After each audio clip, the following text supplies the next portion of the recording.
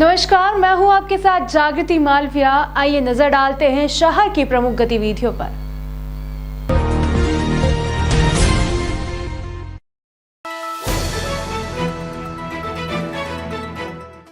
निगम प्रशासन की बड़ी कार्रवाई। हरि फाटक ओवरब्रिज के समीप चली जेसीबी, सालों से जमा हटाया कब्जा। भारी मात्रा में पुलिस फोर्स की मौजूदगी में हुई कार्रवाई।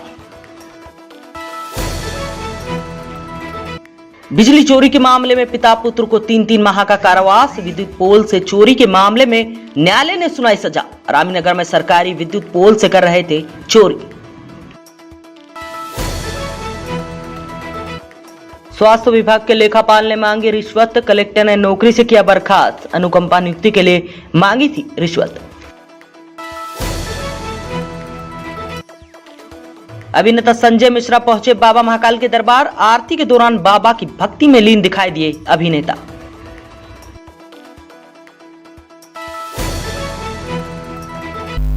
नगर निगम ने जिला प्रशासन के सहयोग से 100 करोड़ से ज्यादा कीमत वाली जमीन को अतिक्रमण से मुक्त कराया है। साथ ही इस पूरे अभियान में प्रशासनिक अधिकारी व पुलिस बल भारी मात्रा में उपस्थित थे। हरिफाटक चौराहा पर लगभग 10 सालों से 200 से ज्यादा दुकानदारों ने लगभग 2 हेक्टेयर जमीन पर अवैध कब्जा कर दुकानें बना रखी थी, जिसको लेकर नगर निगम की टीम ने शुक्रवार सुबह 6 बजे से कार्यवाही करते हुए महज 6 घंटे के समय में अतिक्रमण को ध्वस्त कर दिया है। सुरक्षा व्यवस्था को मद्देनजर रखते हुए 300 से ज्यादा पुलिसकर्मी का फोर्स यहां तैनात किया गया है। हालांकि कब्जाधारियों ने अपनी स्वेच्छा से ही कब्जा हटाना शुरू कर दिया है, फिर भी सुरक्षा व्यवस्था को मद्देनजर रखते हुए पुलिस बल तैनात किया गया है। 2 महीने पहले 214 कब्जाधारियों को नगर निगम ने नोटिस दिया था। नगर निगम द्वारा कई वर्षों से कब्जाधारियों को 2 महीने पहले 214 कब्जाधारियों को नोटिस देकर कब्जा हटाने की बात कही थी, लेकिन फिर भी कब्जा नहीं हटाया गया और हाई कोर्ट में पिटीशन भी दायर कर दी गई। हालांकि यह मामला अभी हाई कोर्ट में लंबित है, फिर भी प्रशासन द्वारा यहां पर अतिक्रमण हटाने की कार्रवाई की गई।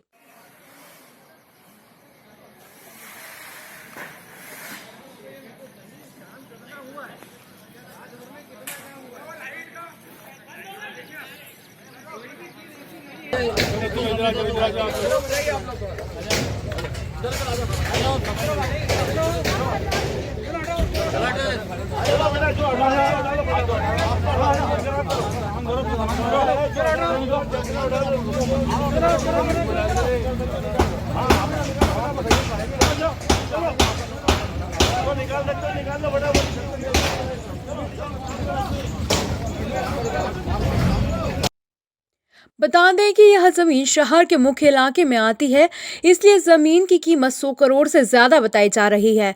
अतिक्रमण हटाने के दौरान दुकानदारों ने इस कार्यवाही का विरोध भी दर्ज करवाया। एसडीएम नरेंद्र सूर्यवंशी ने बताया कि कई वर्षों से यहां पर 200 से ज्यादा लोगों ने अवैध रूप से 2 हेक्टेयर ज्यादा पर कब्जा कर रखा था, जिन्हें 2 बार पहले नोटिस दिया गया था। इसके बावजूद भी कब्जाधारियों ने यहां से कब्जा नहीं हटाया, इसलिए निगम द्वारा सुबह 6 बजे से कार्यवाही करते हुए अतिक्रमण हटाया जा रहा है। देखिए, ये जैसा कि आपको विदित है कि ये अतिक्रमित की ज़मीन थी और नगर पालिका के माध्यम से यहाँ आज नगर पालिका के अधिकारी सभी खड़े हैं और अपना यहाँ पे अतिक्रमण हटाने की कार्रवाई कर रहे हैं और इसमें हम लोग यहाँ पे लॉ ऑर्डर मेंटेन कर रहे हैं। नगर निगम कमिश्नर सतीश सिंघल ने बताया कि वरिष्ठ अधिकारियों के निर्देश पर कार्रवाई सुबह से जारी है। नगर निगम के 100 से ज्यादा कर्मचारी और 12 जेसीपी, 1 दर्जन से ज्यादा ट्रैक्टर ट्राली आदि कई अतिक्रमण हटाने के उपकरण उपयोग में लिए जा रहे हैं। इस लेन का उपयोग अब स्मार्ट सिटी के प्रोजेक्ट के लिए किया जा सकेगा। 40 दिन की जो अवधि है वो मियाद की अवधि जो है कल ख़त्म हो गई और उसके बाद हम लोगों ने नगर निगम की तरफ से भी वार्निंग दी थी कि भैया आप इसको खाली कर लें, क्योंकि माननीय उच्च न्यायालय में आपने खुद ने ये यहाँ पर जो लोग हैं उन्होंने एफिडेविट पे दिया है कि हम 45 दिन के अंदर खाली खुद कर देंगे। तो ऐसी स्थिति में क्योंकि खाली नहीं किया गया है तो आज उसको खाली कराने की हम लोग जो है कितनी ज़मीन है सर, कितने अनुमानित कितना? देखिए, कुल जो ज़मीन है करीब 2.25 हेक्टेयर की ज़मीन है और करोड़ों की कीमत की है, क्योंकि वो लोकेशन भी बहुत अच्छी है और ये सिंगस के हिसाब से भी हमारे लिए एक ज़रूरी ज़मीन है, तो तदनुसार इसमें कार्रवाई की जाए। सर नगर निगम यहाँ क्या प्लान एग्जीक्यूट करेगा? यहाँ पर स्मार्ट सिटी से प्लान किया गया है, जिसमें एक क्षिप्रा नदी जो पीछे हैं उनके किनारे एक घाट, यहाँ पर एक अर्बन फॉरेस्ट के रूप में डेवलप किया जाएगा, फिर कुछ गार्डन है और एक हॉकर जोन विद पार्किंग यहाँ पर प्लान किया गया है स्मार्ट सिटी के माध्यम से। सर कितनी टोटल दुकानें थी और क्या मतलब कोई विरोध तो नहीं देखने को मिला? नहीं, जैसे दुकानें तो 150 से 200 के बीच में हैं थी, सब कच्ची लोगों ने जो अतिक्रमण कर रखा था और कोई विरोध वो नहीं है। जब मैसेज किया गया कि भाई महिला सलीम बानो ने बताया कि मेरा पिछले 5 वर्षों से यहाँ ट्रांसपोर्ट और ट्रेवल्स का कामकाज है, जिसे आज अचानक हटाने की कार्रवाई की जा रही है। लगभग मेरा 10 लाख का नुकसान संभवतः हुआ है। यहाँ पर लोहे के टीन शेड कब्जाधारियों द्वारा बनाए गए थे, जिसे नगर निगम और पुलिस द्वारा बलपूर्वक हटाया जा रहा है, जिसमें लगभग कब्जाधारियों का 2 करोड़ का नुकसान हुआ है। 5 बजे से हमने कहा अभी रुक जाओ, आ गए ये लोग। हमने बोला कि अभी रुक जाओ, 2 घंटे खोलने वाला को बोल दिया, ऑर्डर दे दिया 5,000 ठेका दे दिया था, वो नहीं माने। पुलिस वाले आके निकलो बाहर, सामान सब बाहर फेंक दिया, हमारा आधा दब गया, आधा फेंक दिया। 5-6 लाख का हमारा नुकसान हो गया। मान ही नहीं रहा। हमने उनके साहब बेटे उनके हाथ तक जोड़ के रुक जाओ, अभी आना है मजदूर, उठाने वाले तो नहीं माने। वो पुलिस वाली कह रही अगर तुम ज़्यादा बोलोगे तो हम तुम्हें अंदर कर देंगे, कि वो मैडम बोल रही थी। रामीनगर में सरकारी विद्युत पोल से विद्युत चुराने के मामले में जिला न्यायालय ने पिता व पुत्र को 3-3 माह के कारावास की सजा सुनाई है। उज्जैन जिला न्यायालय के पंच अपर सत्र न्यायाधीश जितेंद्र सिंह कुशवाहा ने विद्युत चोरी के एक मामले में गुरुवार को अहम फैसला दिया है। यहां आरोपी पिता पुत्र को विद्युत चोरी के मामले में दोषी मानते हुए 3-3 माह के कारावास की सजा और 4-4 हजार रुपये का अर्थदंड लगाया गया है। घटना 19 अगस्त 2010 की है। विद्युत सतर्कता दल रामीनगर पहुंचा। यहां एक घर पर विद्युत मीटर नहीं लगा हुआ था, बावजूद इसके विद्युत पोल से नियम विरुद्ध तरीके से विद्युत उपयोग की जा रही थी। सतर्कता दल ने तत्काल केस दर्ज कर न्यायालय में प्रस्तुत किया। मामले में MPEB की ओर से पैरवी लोकसभा अभियोजक धर्मेश उपाध्याय ने की। बताया कि किस प्रकार का मामला था? ये काफ़ी पुराना एक 2010 का विद्युत चोरी का एक मामला है, जिसमें हमारी विजिलेंस की टीम ने 2010 में रामीनगर क्षेत्र में एक मकान का निरीक्षण किया था। वहाँ पे विद्युत चोरी पाई थी, तो ये लोग डायरेक्ट जो है अपने पीछे घर के पीछे से जा रही लाइन जोड़ के और विद्युत की चोरी कर रहे थे। उसका ये मामला था।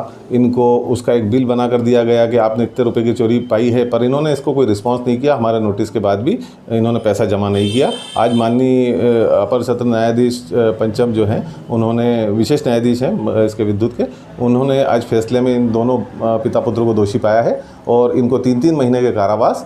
अनुकंपा नियुक्ति के लिए रिश्वत मांगने वाले आरोपी स्वास्थ्य विभाग के लेखापाल को कलेक्टर ने नौकरी से बर्खास्त कर दिया है। उज्जैन जिला के मुख्य चिकित्सा एवं स्वास्थ्य अधिकारी कार्यालय में पदस्थ रहे लेखापाल नरेंद्र पाराशार को जिला कलेक्टर आशीष सिंह ने सेवा से बर्खास्त कर दिया है। यह जानकारी कलेक्टर ने गुरुवार को कोठी मार्ग स्थित कार्यालय पर दी। दरअसल मामला इस प्रकार है कि स्वास्थ्य विभाग में पदस्थ भृत्य शांतिलाल की मृत्यु 2017 में हुई थी। अनुकंपा नियुक्ति के लिए पुत्र रवि ने लेखापाल नरेंद्र पाराशार को आवेदन दिया, तो लेखापाल ने 50,000 रुपए की मांग की। फरियादी ने रिश्वत मांगने की ऑडियो रिकॉर्ड की थी, जो कि शिकायत के साथ उच्च अधिकारियों को दे दी थी। वर्ष 2019 में लेखापाल को निलंबित किया गया और अब सेवा से बर्खास्त कर दिया गया है।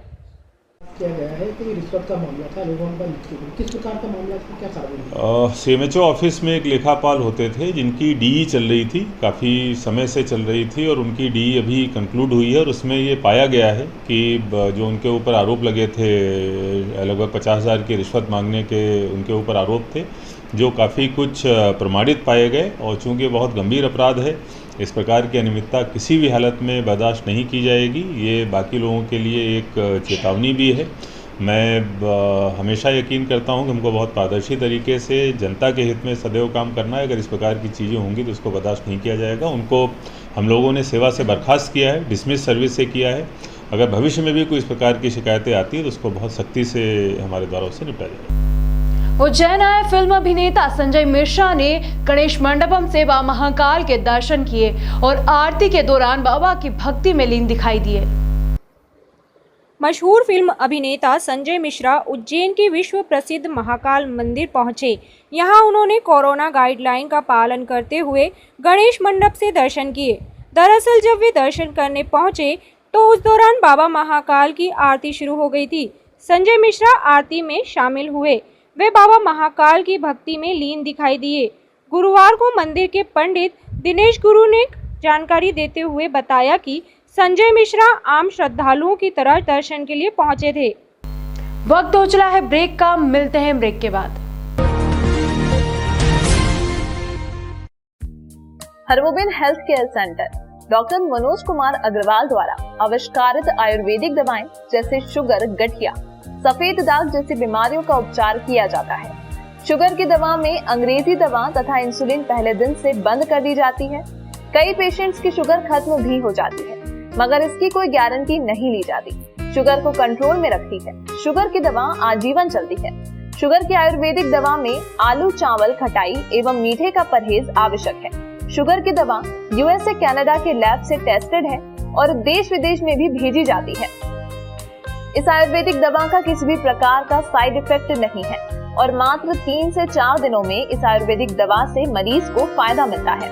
इसके अलावा किडनी, लीवर, अस्थमा, माइग्रेन, मोटापा, वजन बढ़ना, चेहरे की सुंदरता, बालों का झड़ना, लकवा, सेक्स समस्या, शराब छुड़वाना और साइटिका जैसी बीमारियों का इलाज भी होता है। अगर आप भी ऐसी किसी बीमारी से परेशान हैं तो याद रखिए हमारा पता, Hargobind health care centre, NZ8 Shubham corporate, पहली मंजिल, सपना संगीता के पास, इंडसइंड बैंक के ऊपर, इंदौर।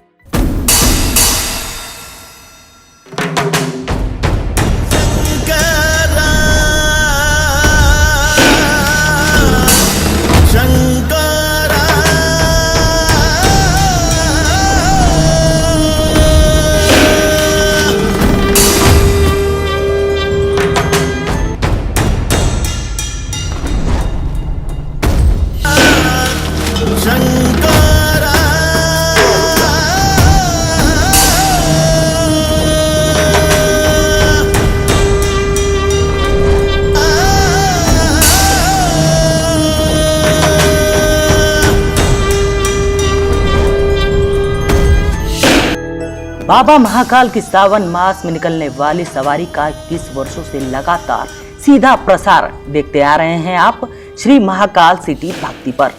तो इस बार भी देखिए बाबा महाकाल की सवारी का सीधा प्रसारण श्री महाकाल सिटी भक्ति पर, चैनल नंबर 123 पर। इसके अलावा आप कभी भी कहीं से भी हमारे YouTube, फेसबुक, ट्विटर पर अपने मोबाइल पर देख सकते हैं लाइव। तो अभी सर्च कीजिए हमारी वेबसाइट सिटी 24 उज्जैन और देखिए बाबा महाकाल का अनोखा दृश्य।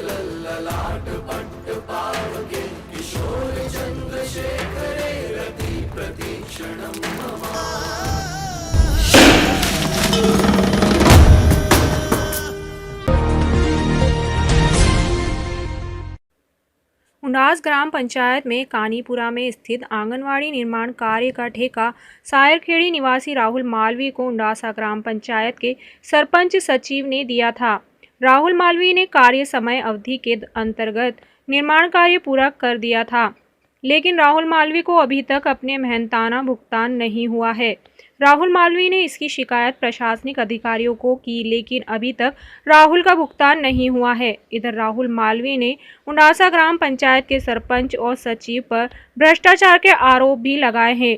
राहुल मालवी का कहना है कि मेरे द्वारा कार्य किए गए राशि को मेरे खाते के बजाय दूसरे के खाते में आवंटित कर दिया गया। राहुल का कहना है कि कुछ राशि तो मुझे मिल चुकी है, लेकिन बकाया राशि आज तक नहीं आई है। अब मैं प्रशासनिक अधिकारी और सरपंच सचिव के चक्कर काट कर थक गया हूँ। आंगनबाड़ी की फाइल दी गई थी, उसमें शासन द्वारा राशि स्वीकृत राशि थी 7,80,000 थी। और वहाँ पे जो नक्शा वगैरह दिया गया था, नक्शे में बाउंड्री वॉल बनना थी, लेकिन बाउंड्री वॉल वहाँ पे जगह नहीं थी, इसलिए नहीं बनाई। तो उसके इंजीनियर द्वारा कहा था कि इसके 80,000 माइनस हो जाएंगे, बाकी बोले आंगनबाड़ी का निर्माण कर दो। मैंने आंगनबाड़ी का निर्माण किया था, तो उसमें सरपंच सचिव द्वारा कहा गया कि इसके अंदर से हमको बोला कमीशन चाहिएगा, तो कमीशन का दिए हुआ 15% के हिसाब से। मैंने बोला तुम्हारा 1,05,000 रुपये बनेगा, 7 लाख का वो काट लेना तुम अंदर से, बाकी काम 6 लाख में तय हो गया। 6 लाख के हिसाब से मैंने काम करा, बाकी काम भी पूरा कर दिया अभी तक, और इसके बाद मेरे को राशन दे। लेकिन मेरे सरपंच सचिव को बोला कि तुम मेरे बिल क्यों नहीं लगाते हो इसके अंदर, वो बोलते हम तो हमारे हिसाब से हम पैसे निकाल लेंगे, वो बोले तुमको दे देंगे। वो फर्जी बिल लगाते, फर्जी एजेंसियों के बिल बनवा के लगवाते, और जब मैं मटेरियल खरीद के लाता हूँ उसके बिल नहीं लगाते। और मैंने बोला कि आप बिल लगा के मेरे खाते में डलवा, तो बोले नहीं हम तो बोले पेड़ को चेक से दे देंगे, ऐसे कर। 1-2 बार मैंने चेक से दिए, 2-3 बार पैसे उनके खाते में मेरे 13,500 रुपये डलाए। बाकी सरपंच ने टोटल उसके खाते में पैसे डलवाए, और बाकी कोई खंडेलवाल एजेंसी के नाम से बिल लगाया, वहाँ उसके खाते में डलवाए, और एक कोई चौधरी के नाम से उसके खाते में डलवाए, जबकि हमारा वहाँ से माल आया ही नहीं, अभी तक कोई मैं माल ही नहीं लाया वहाँ से। और ऐसा करा, और इसके ऊपर मैंने कलेक्टर साहब को शिकायत करी, जिला पंचायत सीओ साहब को करी। इसके बाद कलेक्टर साहब ने बोला जिला पंचायत सीओ साहब के पास जाओ, मैं बोलता हूँ। जिला पंचायत सीओ साहब के पास गए, उन्होंने बोला कि मैं जाँच करवाता हूँ। जाँच में उन्होंने इंजीनियर का लिखा था कि इंजीनियर के बाद में मैं जाँच करवाता हूँ। इंजीनियर को उन्होंने नोटिस दिया, इंजीनियर को आया, तो इंजीनियर द्वारा कहा गया कि हमने टोटल पेमेंट कर दिया गया है। जब सर मेरा टोटल पेमेंट। इधर उंडासा सरपंच सचिव ने जानकारी देते हुए बताया कि उक्त राहुल मालवी को अपने कार्य अनुसार राशि का भुगतान किया जा चुका है। वे बेफिजूल के आरोप प्रत्यारोप लगा रहे हैं। यह सभी लगाए गए आरोप बेबुनियाद हैं। ठाकुर परिवार द्वारा 22 अगस्त से 28 अगस्त तक श्रीमद् भागवत कथा का आयोजन वेदनगर में किया जा रहा है। ठाकुर परिवार द्वारा 22 अगस्त से 28 अगस्त तक श्रीमद् भागवत कथा का आयोजन वेदनगर में किया जा रहा है, जिसमें शासन की कोरोना गाइडलाइन का पालन किया जा रहा है। डॉक्टर विनीता ठाकुर ने जानकारी देते हुए बताया कि सोसाइटी का आश्रम निर्माण के लिए यह भागवत कथा का आयोजन ठाकुर परिवार द्वारा किया जा रहा है, जिसमें शासन की गाइडलाइन का पूर्णतः पालन किया जा रहा है।